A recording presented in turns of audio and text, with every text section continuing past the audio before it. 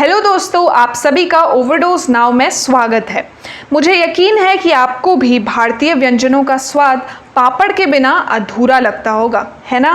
पपड़म, अपलम या पप्पड़ जैसे देश भर में अलग अलग नामों से जाना जाने वाला इस स्वादिष्ट क्रंची वस्तु ने हर भारतीय घर में अपनी जगह बना ली है।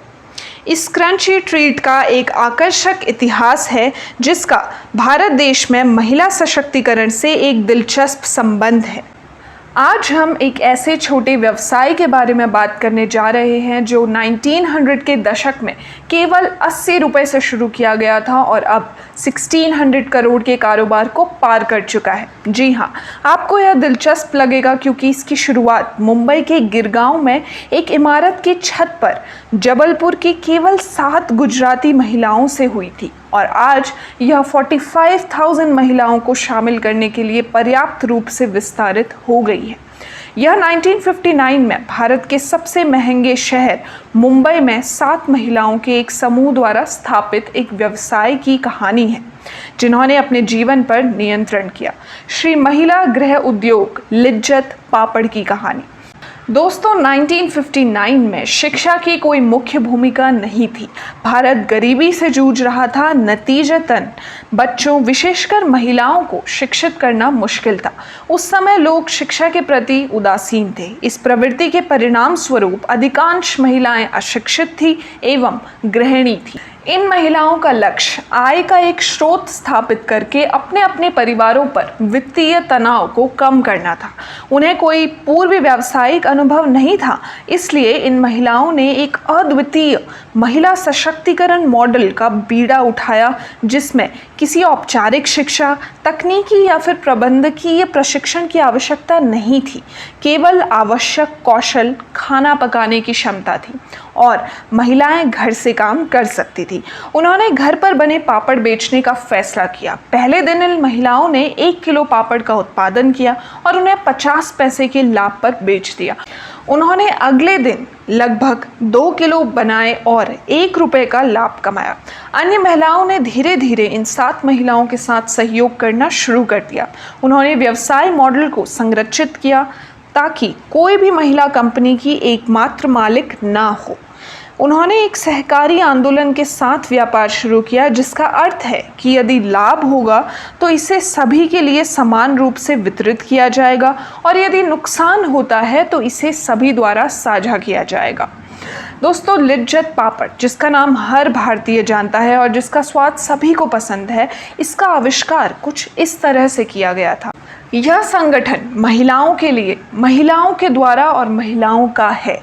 कौन जानता था कि 7 महिलाएं एक ऐसी यात्रा शुरू करेंगी जो उनकी खुद की और कई अन्य महिलाओं के जीवन को बदल देगी।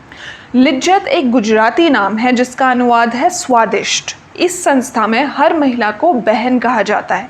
इन 7 बहनों ने एक सामाजिक कार्यकर्ता छगनलाल करमसी पारेख से 80 रुपये उधार लेकर अपना व्यवसाय शुरू किया, जिन्होंने उनके गुरु के रूप में भी काम किया।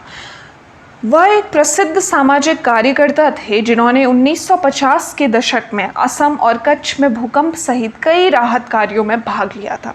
उनका लक्ष्य पैसा कमाना नहीं था, बल्कि हर उस महिला को सशक्त बनाना था जो घर पर रहती है और अपने परिवार की मदद करना चाहती है। सहकारिता के प्रत्येक सदस्य को परिवार के सदस्य के रूप में माना जाता है, जिसमें कई लाभ होते हैं, जैसे कि प्रत्येक बहन यानी कि लिज्जत सिस्टर्स के लिए अपने कार्य क्षेत्र को चुनने की क्षमता दी जाती है। चुनाव की लोकतांत्रिक प्रक्रिया के माध्यम से एक कर्मचारी प्रबंध समिति का सदस्य भी बन सकता है। लिज्जत समुदाय के प्रति अपनी जिम्मेदारी को गंभीरता से लेता है। लिज्जत बहनों के बच्चों को शिक्षित किया जाता है, छात्रवृत्ति दी जाती है और स्वास्थ्य सेवा प्रदान की जाती है। अन्य लाभों में ऋण आवेदन और प्रत्येक शाखा में बुनियादी साक्षरता कार्यक्रम शामिल हैं। इन महिलाओं के लिए पिकअप और ड्रॉप ऑफ सेवा भी उपलब्ध है। उन्होंने एक स्थायी और लाभदायक व्यवसाय बनाने के लिए शुरू से ही अपने नियमों को स्पष्ट किया।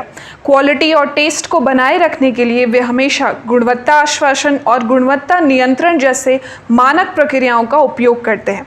आटा गूंथने का काम सिर्फ सेंटर पे ही किया जा सकता है। इसकी 3 प्रक्रियाएं हैं। जब ये महिलाएं हर सुबह केंद्र पर पहुंचती हैं तो वे पापड़ जमा करती हैं जो उन्होंने एक दिन पहले तैयार किए थे। गुणवत्ता जांच के बाद उन्हें दूसरे काउंटर पर ले जाया जाता है जहां उन्हें मौके पर ही उनके पैसे दे दिए जाते हैं, यानी कि उन्हें पेमेंट लेने के लिए महीने के अंत तक का इंतजार करने की ज़रूरत नहीं है।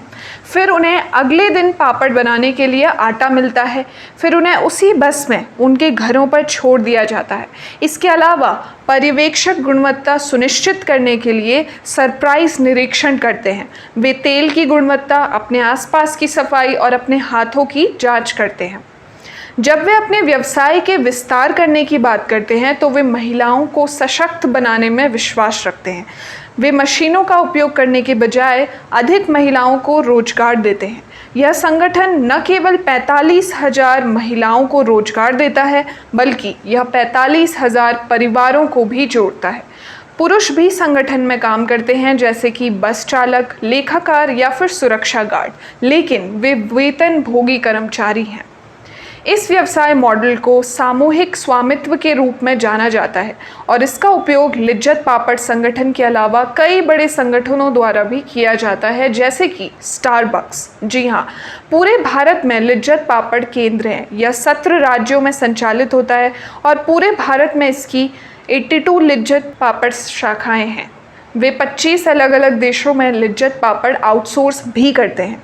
लिज्जत अपने उत्पादों को वफादार डीलरों, जिन्हें 7% कमीशन मिलता है, और वितरकों के नेटवर्क के माध्यम से बेचता है। यह लगभग 60% बाजार हिस्सेदारी के साथ संगठित पापड़ बाजार में अग्रणी है। इसके बावजूद यह मूल रूप से एक गैर लाभकारी संगठन है, जिसके टर्नओवर का केवल 2% संगठनात्मक व्यय के लिए रखा गया है। शेष राशि को वर्ष में 3 बार अपने सदस्यों के बीच सोने या फिर नकद के रूप में वितरित किया जाता है। इसके किसी भी लेन देन में कोई क्रेडिट पद्धति नहीं है और सभी सदस्य खाता बही तक पहुंच सकते हैं। एक इन हाउस पत्रिका जो कि अंग्रेजी, गुजराती, मराठी और हिंदी सभी भाषाओं में उपलब्ध है। यह लिज्जत पत्रिका महिलाओं को सहकारी गतिविधियों के बारे में सूचित करती है।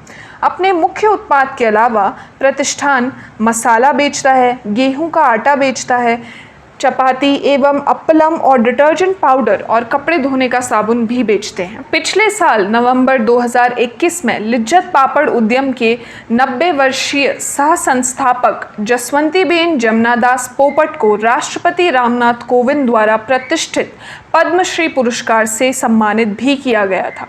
तो इसी तरह से 7 महिलाओं ने सीड कैपिटल के लिए केवल 80 रुपये के साथ एक सफलता की कहानी लिखी। यदि आपको भी यह लिज्जत पापड़ की कहानी प्रेरणादायक लगी तो कमेंट्स में हमारे साथ जरूर साझा करें। वीडियो को लाइक और चैनल को सब्सक्राइब करना ना भूलें और इसी तरह के फैक्ट्स के लिए फॉलो करते रहिए ओवरडोज नाउ।